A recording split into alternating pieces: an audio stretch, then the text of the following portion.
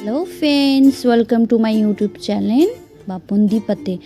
আবার চলে আসলাম একটা ছোট্ট রেসিপি নিয়ে, সেটা অবশ্যই দেখো। কিন্তু এটা হলো কচুর গাঠি। আর এই কচুর গাঠি দিয়ে আমি একটা রেসিপি তৈরি করব।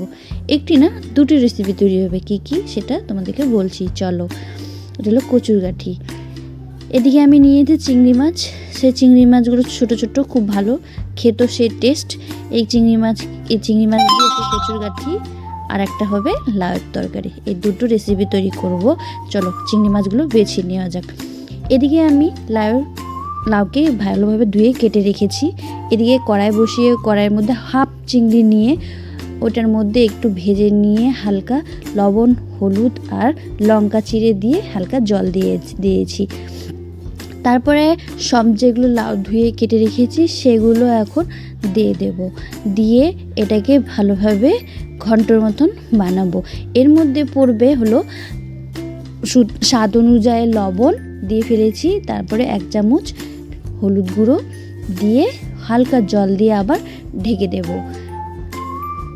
ঢেকে দেওয়ার পরে এটাকে একটু জন্য রেখে এদিকে আবার অল্পটুকু যে চিংড়ি মাছ ছিল ওই চিংড়ি মাছগুলো ভালোভাবে বেছে নিয়ে এবার ধুয়ে নিয়ে ফেলবো। আর এই মাছটা দেখছো ছেলের জন্য। চলো তাহলে এবার ঢাকনা খুলে দেখি। পরিমাণ মতন লাউয়ের মধ্যে প্রচণ্ড পরিমাণে জল বেড়েছে। এখন এটাকে ভালোভাবে ঘন্টার মতন করে নেব। একটু কষানো হয়ে গেলে এটাকে নামিয়ে নিব। কেন কি এটার মধ্যে আরও কিছু দিচ্ছি, চলো দেখাচ্ছি। এটা হলো এটার মধ্যে সম্বারা দেব। সম্বারা কী দেব বলছি। এ দেখো নামিয়ে নিলাম। এবার কড়াই বসিয়ে দিয়েছি। কড়াইয়ের মধ্যে তেজপাতা, হালকা তেল আর একটা শুকনো লঙ্কা, গোটা শুকনো লঙ্কা দিয়ে একটু জিরা দিয়ে দিয়েছি। হালকা সোনালির কালার হওয়ার সাথে সাথে একটু আদা বাটা দিয়ে দেব। আদা বাটা দিয়ে এটাকে একটু হালকা করে ভেজে নিয়ে তারপরে লাউর যে ঘন্টটা আছে সেটা দিয়ে দেব। তারপরে এটাই হলো সম্বারা ফাইনাল। সম্বারা দিয়ে আমরা এইভাবে লাউ তরকারি খাই। তোমরা কীভাবে খাই কমেন্ট করো। দেখছো ফায়ার হয়ে গেছে। ফায়ার মানে প্রচণ্ড পরিমাণে তেলটা গরম হয়ে গেছিলো, ওই জন্য দেখছো কি সুন্দর করে ফুলছে না তেল। চলো এদিকে একটা কড়াই বসিয়ে দিয়েছি। এটার মধ্যে একটুখানি জিরা আর রাঁধুনি দিয়ে দেবো। দিয়ে ভেজে নেব। ভেজে নিয়ে শিলপাটা নোড়ার মধ্যে বেটে নিয়ে সাথে একটু চাল ভিজিয়েছিলাম সেটি খুব ভালোভাবে বেটে নেব। কেন কি চালের গুঁড়া যদি দেওয়া হয় লাউ ঘন্টাতে তরকারিটা খুব ঘন এবং খেতে খুব স্বাদ লাগে। তারপরে বাটা মশলা এটার মধ্যে দিয়ে দেব। দিয়ে ঘন্টটাকে একটু কষাবো। দেখছো এই বাটা মশলাটা এখন দিয়ে ফেলেছি। তারপরে এটাকে ভালোভাবে কষিয়ে নেব। কষিয়ে নেওয়ার পরে এর মধ্যে ফাইনাল লাউ ঘন্টের লুকটা তৈরি। তোমরা কীভাবে খাও অবশ্যই কমেন্ট করো। আমরা তো এইভাবে খাই, অনেক রকম করে খাই, আমরা কিন্তু এইভাবে আজ তোমাদেরকে বানিয়ে দেখালাম। এইভাবে স্বাদও লাগে, সব রকমের স্বাদ লাগে। কার কার লাউ ভালো কমেন্ট করো। এবার দেখো ভালোভাবে ধনিয়া পাতা দিয়ে ম্যাগনেট করে ভালোভাবে ঘেটে নিয়ে এটাকে নামিয়ে নেব। দেখছো কি সুন্দর গামা তরকারি এনে। চলো আবার পরবর্তী চলে যাই অন্য রেসিপি নিয়ে, সেটা হলো কচুর গাঠি। এদিকে দেখছো চিংড়িগুলো হাফ রেখেছিলাম, ওই চিংড়িগুলোকে ভালোভাবে ধুয়ে লবণ হলুদ দিয়ে মেখে দিয়েছি। এবার এখানে কচুর গাঠিগুলো নিয়েছি, সেটা পরিমাণ মতন ভালোভাবে ধুয়ে ফেলেছি। ধুয়ে ফেলার পরে এটার মধ্যে স্বাদ অনুযায়ী লবণ দিয়েছি, 2 চামচ হলুদ গুঁড়ো, 2 চামচ লঙ্কার গুঁড়ো আর 1 চামচ জিরের গুঁড়ো দিয়ে ভালোভাবে হালকা তেল আর হালকা জল দিয়ে এটাকে ভালোভাবে মেখে নেব। কালারটা কিন্তু সুন্দর আসে, ওই জন্য যেরকম আমরা মাংস মাখি সেরকম এটাকেও মেখে নেব।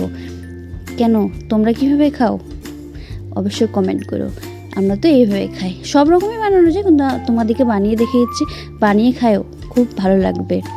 তারপরে এদিকে তেল বসায় দিয়েছি কড়াইয়ের মধ্যে। তারপরে কড়াইটা গরম হয়ে যায় আর তারপরে চিংড়িগুলো ছেড়ে দেবো।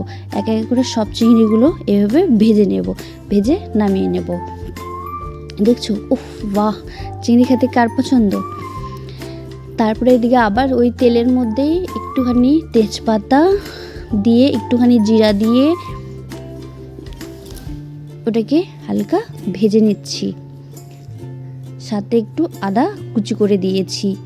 সেটা একটু এখন সোনালি কালার হওয়ার জন্য একটু ভালোভাবে ভেজে নেব। তারপরে এটার মধ্যে লঙ্কা চিড়ে দেব। লঙ্কা কেটে দিলে পরে তরকারিটাও ভালো লাগে।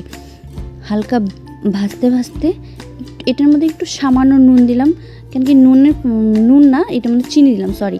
চিনি দেওয়ার পরে তারপরে তরকারিগুলো যেগুলো মাখা ছিল সেগুলো ঢেকে দিলাম। ঢেকে কিছুক্ষণ রেখে দিয়ে আবার খুলে দেখি এটার মধ্যে জল ছেড়েছে। তারপরে ভালোভাবে আবার কষিয়ে নিলাম লাল লাল। কার খেতে খেতে ইচ্ছা করছে? তারপরে এর মধ্যে চিংড়ি দিয়ে দেবো। চিংড়িগুলো যে ভেজে রেখেছি ওই চিংড়ি দিয়ে আবার একটুখানি কষিয়ে ভালোভাবে ঢেকে দেব জল দিয়ে। কচুগুলো তো সিদ্ধ হওয়া দরকার, তাই ঢেকে দিয়ে রেখে দেব কিছুক্ষণের জন্য। তো ঢাকনা খুলে দেখি জলটা শুকিয়ে গেছে। তারপর দেখছি কচুগুলো সিদ্ধ হয়েছে নাকি। তারপরে ভালোভাবে আবার কষাতে লাগলাম। এইভাবে কষাতে এর মধ্যে দেখছো টমেটো দিয়েছি। টমেটো দিয়ে ভালোভাবে কষিয়ে নেওয়ার পরে তারপরে পরিমাণ মতন ঝোলের জায়গায় জল দিয়ে দিলাম। যত পরিমাণে ঝোল লাগবে সেটা আমরা অনুযায়ী করে নেবেন, আপনারা সেই অনুযায়ী নেবেন। তারপরে এটাকে ভালোভাবে ফুটতে দেবো, কেন কি কচুগুলো সিদ্ধ হবে। দেখছো ফুটে এসেছে। এবার এগুলো ফুটন্ত হইতে হইতে ভালোভাবে সিদ্ধ হয়ে যাবে। সিদ্ধ হয়ে গেলে তবে ফাইনালি আমাদের কচুর তরকারি রেডি। মুখে কচু তোমরা কি বলো তা তো জানি না, কিন্তু কমেন্ট করো। তারপরে ফাইনালি আমাদের কচুর তরকারি রেডি। এবার নামিয়ে ফাইনাল লুক। এই দেখো গামলা ভরা কচুর তরকারি আর লাউ তরকারি। কেমন লাগলো অবশ্যই লাইক কমেন্ট শেয়ার করো। পরবর্তীতে আবার একটা ভিডিও নিয়ে আসছি। Bye bye.